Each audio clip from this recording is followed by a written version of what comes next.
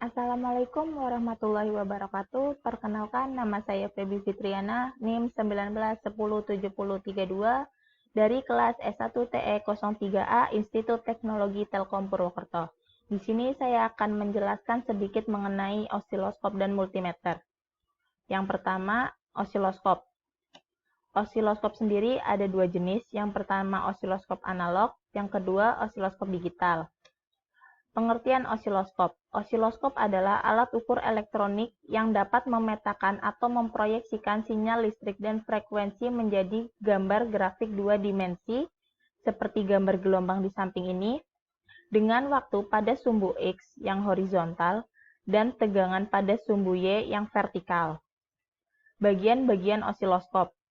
Pertama, ada kontrol intensitas, kontrol fokus, kal untuk kalibrasi, kontrol vertikal, yang ini volt diff channel 1, volt diff channel 2, AC DC, input channel 1, input channel 2, terus kontrol horizontal, yang ini temp diff-nya, kemudian kontrol trigger, yang ini hold off, trigger level, trigger alt, ground. Kemudian kalibrasi osiloskop. Kalibrasi osiloskop sendiri dapat dilakukan dengan atur kedudukan tombol-tombol time or diff-nya dan volt diff-nya, baik untuk channel 1 maupun channel 2 pada posisi kalibrasi. Lakukan pengkalibrasian dengan cara menghubungkan probe untuk masing-masing input ke input channel ke input call-nya, lalu bandingkan hasil yang diperoleh dengan nilai yang tertera pada input call. Jika belum sama, maka atur volt diff pada channel yang akan dikalibrasi. Di samping ada contoh gelombang setelah pengkalibrasian. Kemudian cara kerja osiloskop. Yang pertama, kerja osiloskop digital. Kerja osiloskop digital ini, setelah osiloskop dihubungkan dengan sirkuit, maka sinyal tegangan bergerak melalui probe ke sistem vertikal. Dengan bergantung pada pengaturan volt diff, maka attenuator akan memperkecil sinyal masukan, sedangkan amplifier akan memperkuat sinyal yang masuk. Selanjutnya, sinyal tersebut akan bergerak melalui keeping pembelokan vertikal dalam CRT. Tegangan yang diberikan pada plat tersebut akan mengakibatkan titik cahaya bergerak. Tegangan positif akan menyebabkan titik tersebut naik, dan yang negatif menyebabkan titik tersebut turun. Sinyal akan bergerak juga ke bagian sistem trigger di situ untuk memulai sapuan horizontal. Sapuan horizontal ini menyebabkan titik cahaya bergerak melintasi layar. Jadi jika sistem horizontal mendapat trigger, titik cahaya yang melintasi layar dari kiri ke kanan dengan selang waktu tertentu pada kecepatan tertinggi titik tersebut dapat melintasi layar hingga 500.000 kali per detiknya. Kemudian secara bersamaan dengan kerja sistem penyapu horizontal dan pembelok vertikal akan menghasilkan pemetaan listrik pada layar osiloskop. Kemudian cara kerja osiloskop digital.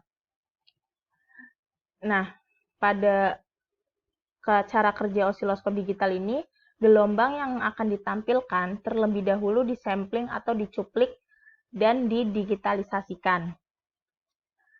Pada dasarnya, osiloskop ini menyimpan nilai tegangan bersama skala waktu gelombangnya di dalam memori. Dan osiloskop digital ini hanya mencuplik dan menyimpan nilai dan kemudian dia berhenti. Ia mengulangi proses ini terus-menerus sampai ia dihentikan. Digital osiloskop juga mempunyai dua cara untuk mencuplik gelombang. Yang pertama, real-time sampling, dan yang kedua, equivalent time sampling.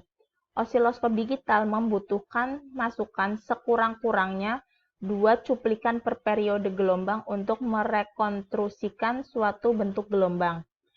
Jika pencuplikan tidak dapat sama cepat dengan sinyal yang masuk, maka osiloskop tidak dapat mengumpulkan suatu jumlah yang cukup yang berakibat menghasilkan suatu peragaan yang lain dari bentuk gelombang aslinya. Nah, ketika penangkapan gelombang berbentuk tunggal dengan pencuplikan waktu nyata, osiloskop digital harus secara akurat menangkap frekuensi sinyal yang masuk. Osiloskop digital biasanya menspesifikasikan dua lebar pita, real-time dan analog. Kemudian multimeter. Di sini ada dua jenis multimeter. Yang pertama analog, yang kedua digital. Multimeter sendiri itu alat ukur listrik yang digunakan untuk mengukur tegangan, baik AC maupun DC, kemudian hambatan, lalu kuat arus. Karena kemampuan multimeter juga untuk mengukur ampermeter, voltmeter, ohmmeter, maka multimeter juga disebut dengan avometer. Jenis multimeter kan ada dua. Yang pertama analog itu multimeter yang penunjuk skalanya menggunakan jarum. Lalu multimeter digital yang penunjuk skalanya menggunakan tampilan angka digital. Kemudian bagian-bagian multimeter. Yang pertama display, yang ini. Yang kedua kabel probe. Yang ketiga saklar selektor buat ngatur rangnya. Kemudian kalibrasi multimeter. Yang pertama, kalibrasi multimeter analog. Dengan cara menghubungkan probe merah ke lubang positif, plus, dan probe hitam ke lubang negatif, min.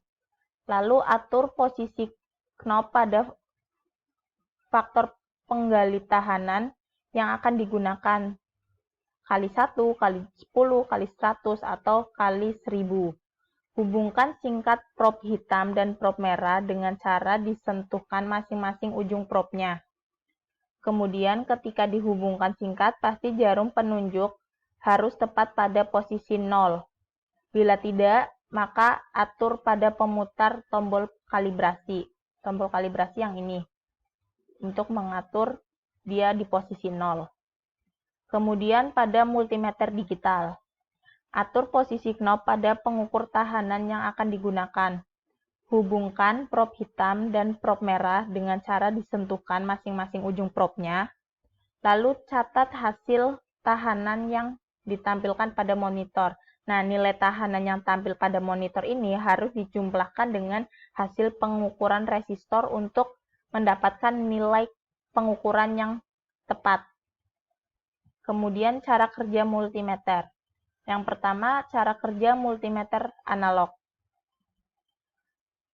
Pertama, prinsip kerja dari jenis multimeter analog ini terletak pada kumparan yang ditempatkan di antara dua kutub magnet. Kumparan tersebut memiliki jarum yang berguna sebagai penunjuk hasil yang bergerak saat dialiri listrik. Listrik tersebut dialiri dari ujung avometer yang berwarna hitam untuk terminal negatif dan merah untuk yang positif. Sebaiknya jangan salah menghubungkan ujung avometer ini dengan terminal objek. Hal ini supaya objek tersebut dapat diukur. Kemudian cara kerja multimeter digital. Prinsip kerja multimeter digital ini adalah mengambil daya dari baterai agar bisa digunakan. Alat ini juga mempunyai dua buah kawat yang digunakan untuk menghubungkan dengan objek yang akan diukur. Kemudian arus yang mengalir melalui kawat tersebut akan diubah menjadi sebuah informasi digital yang akan muncul pada layar dalam bentuk angka. Kesimpulannya, osiloskop merupakan alat ukur yang memproyeksikan sinyal dan frekuensi listrik dalam bentuk grafik dua dimensi. Kemudian multimeter merupakan alat untuk mengukur tegangan baik AC maupun DC, hambatan, serta kuat arus. Kalau dibandingkan dengan multimeter analog, multimeter digital itu lebih detail dan penggunaannya juga lebih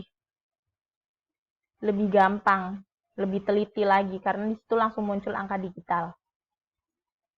Oke, sekian. Mohon maaf apabila ada kesalahan. Terima kasih. Wassalamualaikum warahmatullahi wabarakatuh.